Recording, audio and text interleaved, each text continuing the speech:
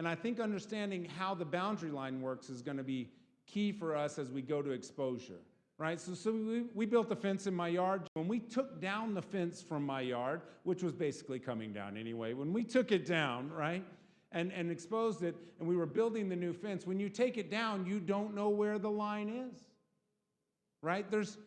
You can see all the way to the other yard. You may be able to see into the alley, see where. When you take the fence down, the line may not be there, right? But luckily for us, they put these planks, and they're probably in your yard too. I just didn't even know there were like these spikes in the ground.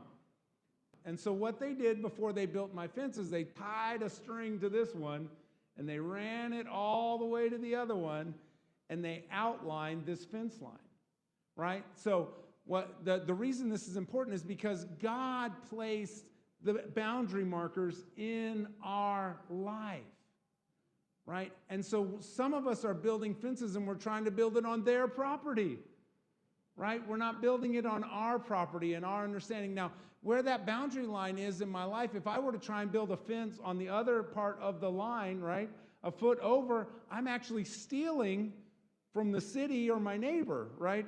And if they try to do something on this side of that line, even if it's an imaginary line and doesn't have the twine on it, right? You know what I mean? They're doing something on my property, and it's a violation. So, we've been talking about God sets the cornerstone of our fence. But this is what I want you to get. These laws that we're talking about are God's laws for life. He already set the boundary markers for your life. You don't have to figure it out. You just have to put the principles in place that He's given you so that you can grow this line. Sometimes we need to expose where the property line is, right? And we need to show others where the property line is.